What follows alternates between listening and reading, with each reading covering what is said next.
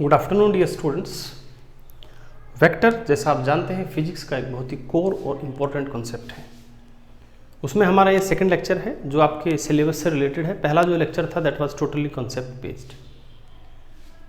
Dear student, जो chapter हमने complete किया है और उसका नाम था motion in a straight line, यानी उसमें हमारा जो पॉइंट ऑब्जेक्ट था वो एक लाइन के साथ ही ट्रेवल कर सकता था। एंड डियर स्टूडेंट, मान लीजिए ये वो लाइन है जिसके साथ वो ट्रेवल करता है, तो जब वो इस तरफ जाता था तो हम उसको कह देते थे कि इट्स वेलोसिटी से पॉजिटिव, और इस तरफ जाता था तो वेलोसिटी इज नेगेटिव। यानी कि मोशन को डिस्क्राइब करने के लिए जो भी फिजिकल क्वांटिटीज हमें चाहिए थी motion in a straight line में, वो थी डिस्प्लेसमेंट, वेलोसिटी, एक्सेलरेशन, तीनों के तीनों में डायरेक्शन होती है। और प्यारे बच्चों, motion in a straight line में हमने उस डायरेक्शन को एक्सप्लेन किया प्लस और माइनस साइन से। इवन जब बच्चों हमने फ्री फॉल मोशन पढ़ा, जब ऑब्जेक्ट ऊपर से नीचे गिरता है तो हमने कहा कि नीचे की डायरेक्शन नेगेटिव है, ऊपर की डायरेक्शन पॉजिटिव है। तो वहाँ हमारा काम चल गया प्लस और माइनस से। लेकिन जो हमारा प्रेजेंट चैप्टर है मोशन इन ए प्लेन, जिसको हम 2 डायमेंशनल मोशन भी कह सकते हैं, फिर इससे आगे आता है प्यारे बच्चों मोशन इन स्पेस, जिसको आप 3 डायमेंशनल मोशन कह सकते हैं। तो मोशन चाहे प्लेन में हो प्यारे बच्चों, चाहे स्पेस में हो, हमें मोशन को एक्सप्लेन करने के लिए जरूरत इन्हीं 3 चीज़ों की पड़ेगी, डिस्प्लेसमेंट, वेलोसिटी और एक्सेलरेशन की। लेकिन मोशन इन ए प्लेन में प्लस माइनस से काम नहीं चलेगा। यहाँ पर डायरेक्शन बताने के लिए हमें वेक्टर की मदद लेनी पड़ेगी।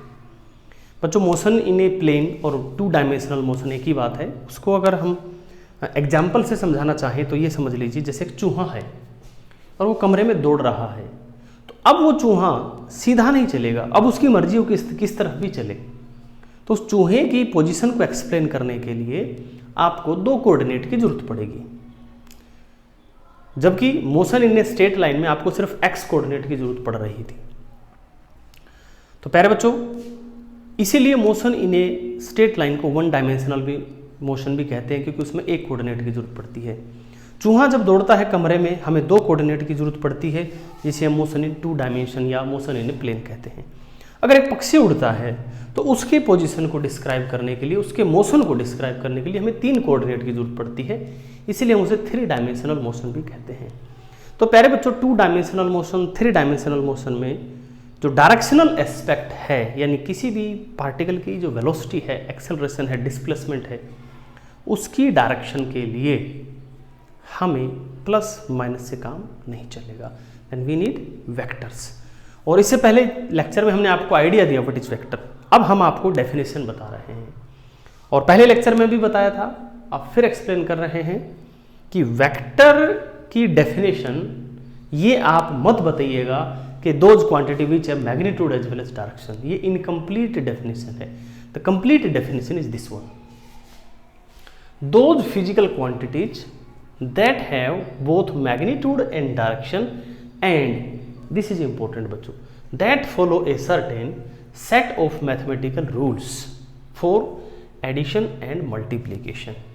कि एडिशन और मल्टीप्लिकेशन करते टाइम स्पेशल रूल्स चाहिए मैग्नीट्यूड और डायरेक्शन के साथ साथ, तभी हम उसको वेक्टर कहेंगे।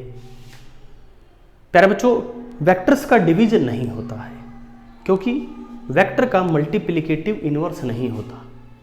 ओके बच्चों, तो वेक्टर को डिवाइड करना पॉसिबल नहीं है दूसरे वेक्टर से। फिर वेक्टर के हमने एग्जाम्पल दिए हैं बच्चों, 3 एग्जाम्पल तो हम पहले दे चुके हैं, एक्सेलरेशन, वेलोसिटी, डिस्प्लेसमेंट। इसमें मैंने 1-2 और लिख दिया, मोमेंटम एंड फोर्स। ये आगे आएंगे जब आप समझ जाएंगे, आपने सुन भी रखे होंगे 9th क्लास में। प्यारे बच्चों, एक वेक्टर को जब हम लिखते हैं तो नॉर्मल क्वांटिटी से डिफरेंशिएट करने के लिए, जैसे बच्चों मास है, मास को हमने m से लिखा, ये एक स्केलर क्वांटिटी है। लेकिन जब मैंने लिखा फोर्स, तो ये वेक्टर है, इसको वेक्टर का सिंबल करने के लिए आपको इसके ऊपर एरो लगाना पड़ेगा। Now this is a vector quantity. एक इसका दूसरा तरीका भी है। दूसरा तरीका ये है बच्चों, जो इसका सिंबल है इसको आप बोल्ड कर दीजिएगा, ये इसका दूसरा तरीका है। ये वाला तरीका बच्चों बुक्स में चलता है, क्योंकि बुक्स में क्या है, लेटर बोल्ड करना आसान है, लेकिन लिखते टाइम लेटर बोल्ड करना आसान नहीं है, इसलिए आप जब लिखें तो आप ये तरीका अडॉप्ट करें। एक तीसरा तरीका भी है बच्चों, कुछ इंजीनियरिंग बुक्स है जो इसको फॉलो करती है, वो ये है कि जो लेटर है उसके नीचे वो डैश लगा देते हैं। ये थोड़ा कम अनट्रेडिशनल तरीका, यानी जनरली इसको यूज नहीं करते।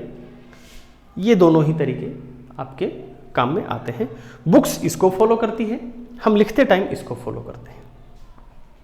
और जो इसका मैग्नीट्यूड होता है वेक्टर का, उसे हम कहते हैं इसकी एब्सोल्यूट वैल्यू। जैसे बच्चों अब फोर्स का ये तो वेक्टर का रूप हो गया, इसकी एब्सोल्यूट वैल्यू ऐसे लिखी जाएगी, या तो आप ऐसे लिख दीजिए, इसका मतलब है this is magnitude of force. एक दूसरा तरीका भी है, आप इसका जो वेक्टर का निशान है इसी के साथ लिखिए, लेकिन बस 2 बार लगा दीजिए इसके साथ में, या इसको मोड कह दीजिए, इसको मोडुलस कर दीजिए, तो you will get the magnitude of force. यहाँ मैग्नीट्यूड ऑफ फोर्स का मतलब क्या है वो समझ लीजिए। मान लो बच्चों मेरे पास एक फोर्स है 5 न्यूटन ईस्ट, एक मेरे पास 5 न्यूटन वेस्ट, एक मेरे पास 5 न्यूटन नॉर्थ। मेरे पास मेरे बच्चों 3 फोर्स है, तीनों अलग अलग हैं, क्योंकि तीनों की डायरेक्शन अलग अलग है। बट डियर स्टूडेंट, इनका जो मैग्नीट्यूड है वो है 5। तो तीनों का जो मैग्नीट्यूड है वो सेम है, डायरेक्शन अलग अलग है। तो आप ये समझ लीजिए कि मैग्नीट्यूड का मतलब है कि फोर्स कितना है, हमें ये मतलब नहीं है कि वो किस तरफ है, ये होता है किसी भी वेक्टर का मैग्नीट्यूड। ज्योमेट्रिकली अगर हम बात करें, ये इंपॉर्टेंट है क्योंकि आपके +2 के मैथमेटिक्स में भी आएगा। ज्योमेट्रिकली अगर हम बात करें तो एक वेक्टर को हम एक एरो से रिप्रेजेंट करते हैं। प्यारे बच्चों, ये हमने एक लाइन खींची और इस लाइन के ऊपर हमने एक एरो लगाया। मान लो ये हमारा 10 न्यूटन का फोर्स है और इस तरफ वेस्ट होता है तो 10 न्यूटन वेस्ट, तो 10 न्यूटन का फोर्स वेस्ट में लग रहा है। ये हमने इसको एक एरो से रिप्रेजेंट किया, एक लाइन से रिप्रेजेंट किया। इस लाइन की जो लेंथ है, जो लंबाई है प्यारे बच्चों, this length gives you magnitude of vector.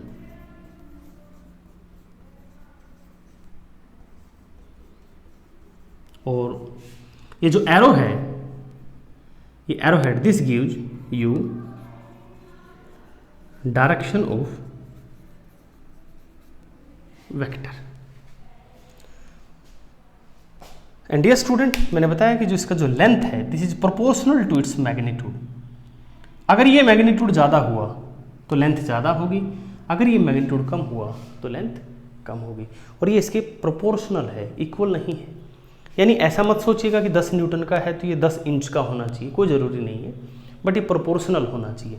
Proportional का मतलब ये है कि मान लो एक वेक्टर हमने बनाया 5 न्यूटन ईस्ट, तो क्या करना होगा, इसको इससे आधी लाइन आपको खींचनी पड़ेगी। ये हमारा इतना है तो इसका आधा इतना हो गया।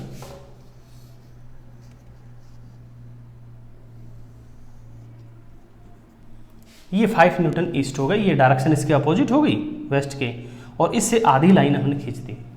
ये है बच्चों प्रोपोर्शनल का मतलब।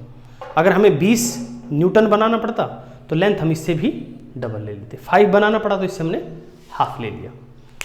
कई बार हम एक और टर्मिनोलॉजी इसमें यूज करते हैं, इसको हम कहते हैं हेड ऑफ द वेक्टर, और इसे हम कहते हैं इस वेक्टर का